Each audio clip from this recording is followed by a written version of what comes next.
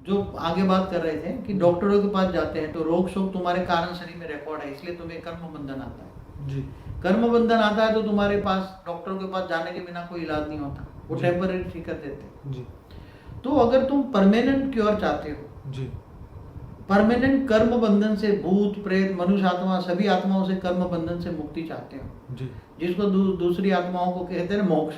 जी तो मोक्ष तो किसी आत्मा का होता नहीं है ना, जी मगर तुम कर्म बंधन से मुक्ति चाहते हो, तुम्हारी कर्मातीत अवस्था जिसको कहते हैं, जी तो तुम हमेशा आत्म स्वरूप में स्थित हो जाओ। जी आत्म स्थिति में स्थित होकर परमात्मा को, योग निराकार को याद करो। जी निराकार से परम लाइट आएगी, जी और निराकार से जब परम लाइट आती है तो आत्मा में पावर आती है, जी और आत्म स्वरूप में स्थित होते से कर्म योगी बनो, तुम निरंतर कर्म योगी बनो, जी हर पल परमात्मा को याद करो। जी तो परमात्मा से जो पावर आएगी, परम लाइट आएगी, परम तत्व आएंगे, परम प्रकाश आएगा, वो तुम्हारे कारण शरीर में जो रिकॉर्ड है, रोग शोक जो हैं सब खत्म कर देंगे और तुम्हारे कर्म बंधन से मुक्त करेंगे।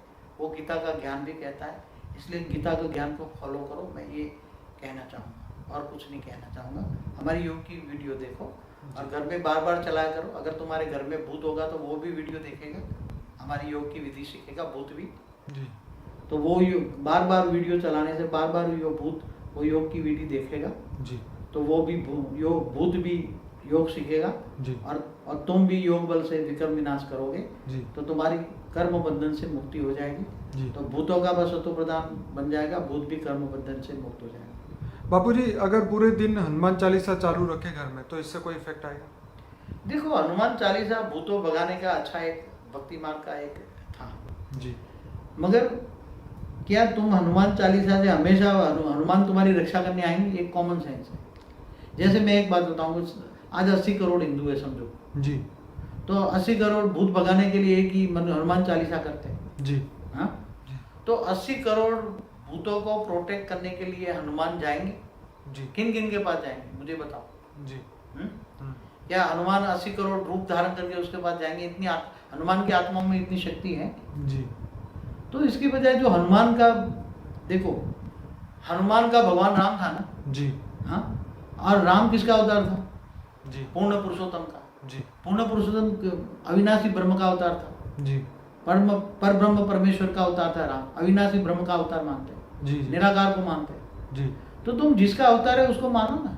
जी हाँ, अवतार तो साकार होता है, जी साकार तो फिर वो आत्मा भी निकल जाती है। जी तो जो जिसका अवतार है, जैसे कृष्ण राम को पर ब्रह्म परमेश्वर ऑलमाइटी अथॉरिटी का अवतार, अविनाशी ब्रह्म का अवतार है। जी तो ब्रह्म माना, पर ब्रह्म परमेश्वर माना लाइट, गॉड इज लाइट।